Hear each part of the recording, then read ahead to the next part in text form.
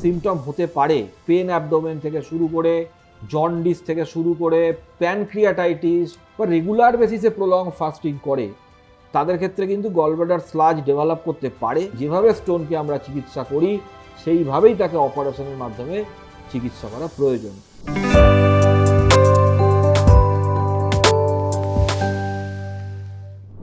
নমস্কার, welcome to ডক্টরবাবু YouTube channel. আমি doctor Mainak পাল। আমি একজন অ্যাডভান্স ল্যাপারোস্কোপি এবং বেরিয়াট্রিক সার্জন। আমি বর্তমানে পিয়ারলেস হসপিটালের সঙ্গে যুক্ত। আজকে আমাদের যেটি আলোচনার বিষয় সেটি হচ্ছে গলব্লাডার স্লাজ এবং স্টোনের মূল পার্থক্য কী কী। গলব্লাডার স্টোন সম্বন্ধে সকলেই জানে।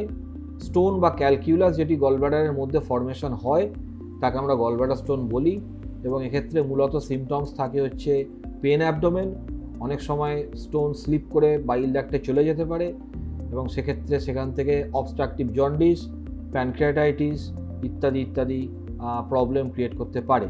এবং গলব্লাডার স্টোনের ক্ষেত্রে যেহেতু আমাদের গ্যাঞ্জেটিক বেল্টে তার প্রিভ্যালেন্স অনেক বেশি, এবং আনট্রিটেড স্টোন থেকে একটা থিওরি আছে যে it may be a precursor or cause for long standing untreated stone is a cause for gallbladder cancer. সেহেতু আমাদের এখানে স্টোন থাকলে তাদের ক্ষেত্রে গলব্লাডার অপারেশন করাটাই অ্যাডভাইসেবল। এবার আমরা আসছি স্লাজের আলোচনায়।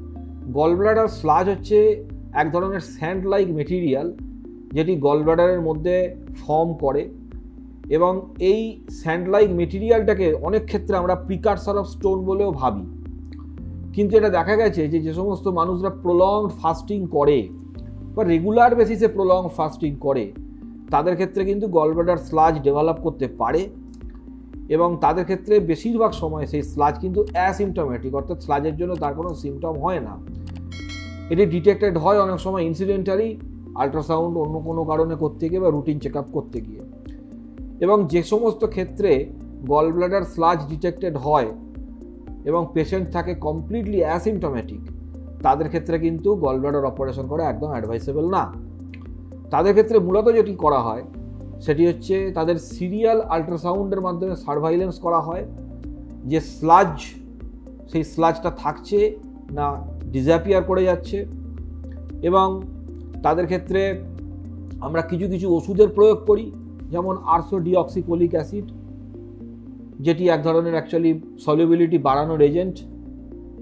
তাদের ক্ষেত্রে কিছু কিছু ডায়েটারি রেস্ট্রিকশন আমরা দিই, স্পেশালি ফ্যাট রেস্ট্রিক্টেড ডায়েট, এবং আমরা সিরিয়ালি তাদেরকে সার্ভাইলেন্স করে আমরা 6 মান্থলি বা ইয়ারলি আল্ট্রাসাউন্ড করে তাদেরকে ফলো আপে রাখি, এবং তাদের ক্ষেত্রে অপারেশন দরকার পড়ে না।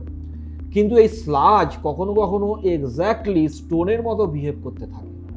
সেক্ষেত্রে পেশেন্টের সিমিলার স্টোনের ক্ষেত্রে যা যা সিমটম হতে পারে, পেন অ্যাবডোমেন থেকে শুরু করে জন্ডিস থেকে শুরু করে প্যানক্রিয়াটাইটিস, সব কিছু স্লাজের জন্য হতে পারে। আমরা অনেক ক্ষেত্রে পেশেন্ট পাই যারা এই ধরনের কোনো প্রেজেন্টেশন নিয়ে আমাদের কাছে এসছে, ভর্তি হয়েছে, ইনভেস্টিগেশন করে আমরা শুধুমাত্র স্লাজ পেয়েছি, কখনো গলব্লাডারে পেয়েছি, কখনো বাইল ডাক্টে পেয়েছি, এবং তাদের ক্ষেত্রে প্যানক্রিয়াটাইটিস হয়েছে বা জন্ডিস হয়েছে, তাদের লিভার ফাংশন টেস্টের অল্টারেশন হয়েছে। সেই সমস্ত ক্ষেত্রগুলিতে কিন্তু গলব্লাডার স্লাজকে লাইটলি নেওয়া যাবে না, এবং সিমিলারলি যেভাবে স্টোনকে আমরা চিকিৎসা করি সেইভাবেই তাকে অপারেশনের মাধ্যমে চিকিৎসা করা প্রয়োজন।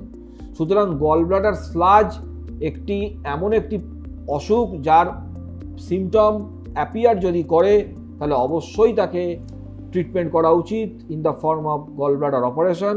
কিন্তু সে যদি অ্যাসিমটমেটিক থাকে অথবা ইনসিডেন্টালি ডিটেক্টেড হয় তাহলে তার ক্ষেত্রে আমরা সিরিয়াল সার্ভাইলেন্স প্রোগ্রাম চালাই। আজকে আমার বক্তব্য এই পর্যন্তই।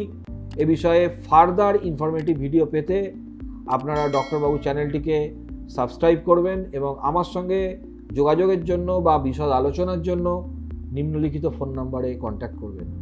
ভালো থাকবেন, সুস্থ থাকবেন।